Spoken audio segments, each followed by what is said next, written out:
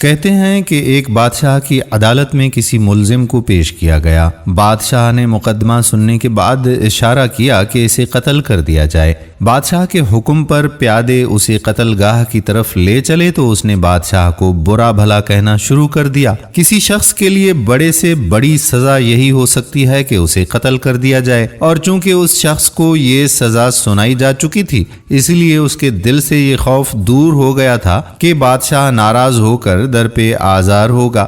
بادشاہ نے یہ دیکھا کہ قیدی کچھ کہہ رہا ہے تو اس نے اپنے وزیر سے پوچھا کہ یہ کیا کہہ رہا ہے۔ بادشاہ کا یہ وزیر بہت نیک دل تھا۔ اس نے سوچا کہ اگر ٹھیک بات بتا دی جائے تو بادشاہ غصے سے دیوانہ ہو جائے گا اور ہو سکتا ہے قتل کرانے سے پہلے قیدی کو اور عذاب میں مبتلا کرے۔ اس نے جواب دیا کہ جناب یہ کہہ رہا ہے کہ اللہ پاک ان لوگوں کو پسند کرتا ہے جو غصے کو ضبط کر لیتے ہیں اور لوگوں کے ساتھ بھلائی کرتے ہیں۔ وزیر کی بات سن کر بادشاہ مسکرایا اور اس نے حکم دیا کہ اس شخص کو آزاد کر دیا جائے۔ بادشاہ کا ایک اور وزیر پہلے وزیر کا مخالف اور تنگ دل تھا۔ وہ خیر خواہی جتانے کے انداز میں بولا، یہ بات ہرگز مناسب نہیں کہ کسی بادشاہ کے وزیر اسے دھوکے میں رکھیں اور سچ کے سوا کچھ اور زبان پر لائیں، اور سچ یہ ہے کہ قیدی حضور کی شان میں گستاخی کر رہا تھا، غصہ ضبط کرنے اور بھلائی سے پیش آنے کی بات نہ کر رہا تھا۔ وزیر کی یہ بات سن کر نیک دل بادشاہ نے کہا، اے وزیر، تیرے اس سچ سے جس کی بنیاد بغض اور کینے پر ہے، تیرے بھائی کی غلط بیانی بہتر ہے کہ اس سے ایک شخص کی جان بچ گئی۔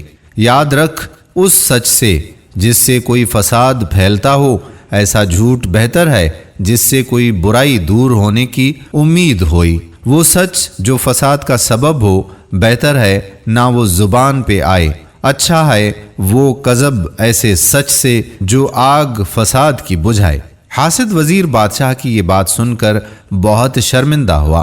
بادشاہ نے قیدی کو آزاد کر دینے کا فیصلہ بحال رکھا اور اپنے وزیروں کو نصیحت کی کہ بادشاہ ہمیشہ اپنے وزیروں کے مشورے پر عمل کرتے ہیں۔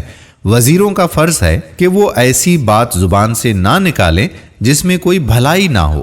اس نے مزید کہا کہ یہ دنیاوی زندگی بہرحال ختم ہونے والی ہے، کوئی بادشاہ ہو یا کوئی فقیر، سب کا انجام موت ہی ہے۔